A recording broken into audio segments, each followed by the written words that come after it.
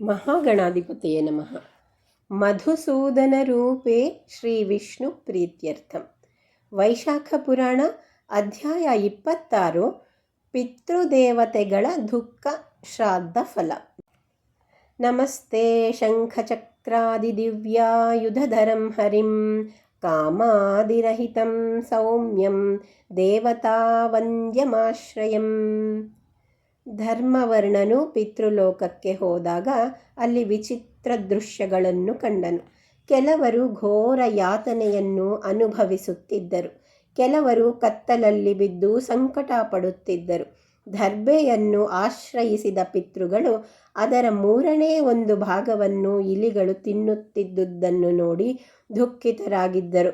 ಧರ್ಮವರ್ಣನು ಅವರನ್ನು ವಿಚಾರಿಸಿದಾಗ ಅವರು ತಮ್ಮ ಕಷ್ಟಗಳನ್ನು ಹೇಳಿಕೊಂಡರು. ಪಿತೃಗಳು ತಾವು ಶ್ರೀವತ್ಸ ಗೋತ್ರದಲ್ಲಿ ಹುಟ್ಟಿದವರೆಂದು ಸಂತಾನರಹಿತವರಾದ್ದರಿಂದ ಪಿಂಡ ಪ್ರದಾನವಿಲ್ಲದೆ ತಾವು ಬಳಲುತ್ತಿದ್ದೇವೆಂದು ಹೇಳಿದರು. ತಮ್ಮ ವಂಶವು ಕ್ಷಯವಾಗಿ ಧರ್ಮವರ್ಣನೆಂಬುವನು ಉಳಿದು ಅವನು ಬ್ರಹ್ಮಚಾರಿಯಾಗಿ ಸಂಚರಿಸುತ್ತಿದ್ದಾನೆ. ಆ ಪುಣ್ಯದಿಂದ ನಮಗೆ ಈ ದರ್ಬೆಯ ಆಶ್ರಯವಾದರೂ ದೊರಕಿದೆ.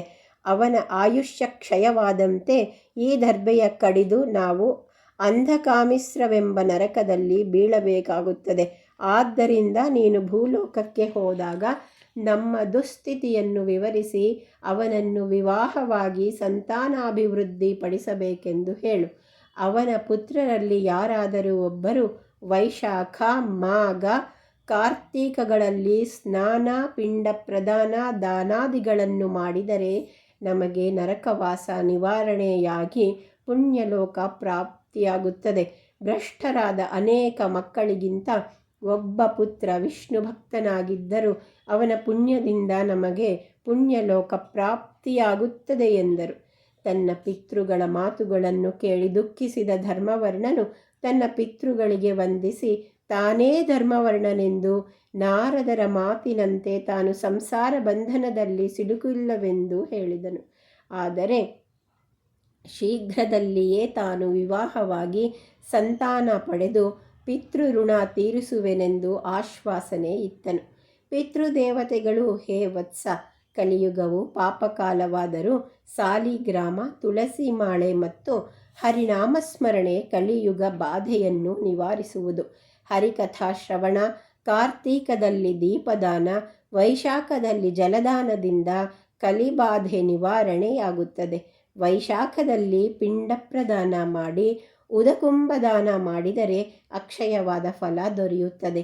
ಇದರಿಂದ ಗಯಾಶ್ರಾದ್ದ ಫಲ ದೊರೆಯುತ್ತದೆ. ಹೀಗೆ ಮಾಡಿದರೆ ಪಿತೃಲೋಕದಲ್ಲಿ ಹರಿಯುವ ಅಮೃತ ವರ್ಷಿಣಿ ಎಂಬ ನದಿಯು ಅವರಿಗೆ ಶ್ರಾದ್ದ ಫಲವನ್ನು ತಲುಪಿಸುತ್ತದೆ. ಧರ್ಮವರ್ಣನು ಪಿತೃಗಳ ಆದೇಶದಂತೆ ದೇವತೆಗಳಿಗೆ, ಪಿತೃಗಳಿಗೆ ತರ್ಪಣ ನೀಡಿ ಪಿಂಡ ಪ್ರದಾನ ಮಾಡಿ ಪುಣ್ಯವನ್ನು ಪಿತೃಗಳಿಗೆ ಸಮರ್ಪಿಸಿದನು ಎಂಬಲ್ಲಿಗೆ ವೈಶಾಖ ಮಾಸ ಮಹಾತ್ಮೆಯ 26ನೇ ಅಧ್ಯಾಯ ಮುಗಿಯಿತು. ನಾಳೆ ಅಧ್ಯಾಯ 27 ಇಂದ್ರನಿಂದ ವೈಶಾಖ ಧರ್ಮಾಚರಣೆ ಬಗ್ಗೆ ತಿಳಿದುಕೊಳ್ಳೋಣ.